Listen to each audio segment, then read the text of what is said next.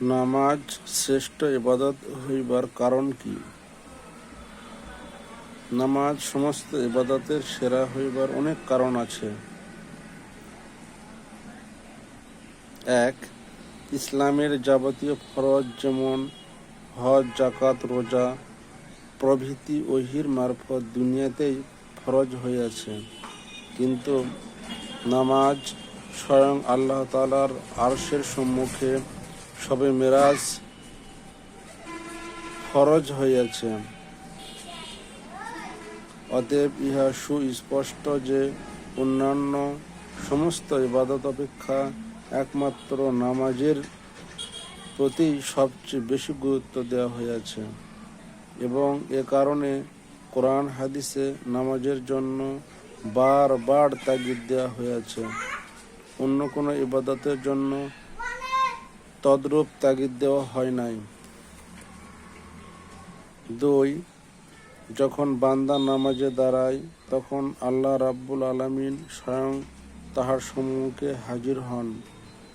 নামাজি অন্যমনস্ক হয় তখন আল্লাহ তাআলা তাহাকে বলেন, হে বান্দা, আমি তো সম্মুখে আছি, তুমি আমার ধ্যান না করিয়া অন্যমনস্ক হইয়াছ।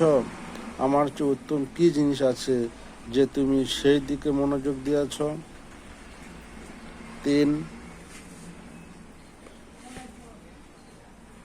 যখন কোনো বান্দা নামাজের নিয়ত করিয়া আল্লাহু আকবার বলে, তখন সাথে সাথে তাহার সমস্ত গুনাহ, সেটা সগীরা গুনাহ, এমনভাবে মাফ হইয়া যায় যেন সে এখনই মাতৃগর্ভ হইতে ভূমিষ্ঠ হইয়াছে।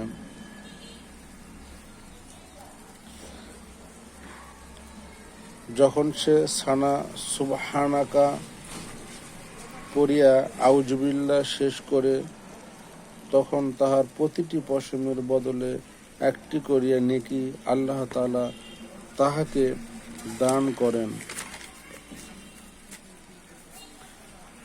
যখন সে সূরা ফাতিহা শেষ করে, তখন এক হজ ও এক উমরার সওয়াব তার আমলনামায় লেখা হয়। রুকুর তাসবিহ শেষ হওয়া মাত্র সে সমস্ত আমলকারী কিতাব তেলাওয়াতের সওয়াব পায়। তাহমিদ সামে আল্লাহ পড়া হইলে তাহমিদ সামি আল্লাহ পড়া হইলে আল্লাহ তাআলা সে নামাজি বান্দার প্রতি রহমতের নজর দান করেন।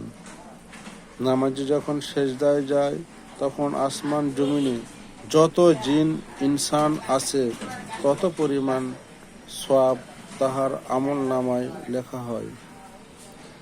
সেজদায় যাইয়া সুবহানা রাব্বিয়াল আলা শেষ করিলে একটি গোলাম আজাদ করিয়া দেওয়ার সওয়াব হয়।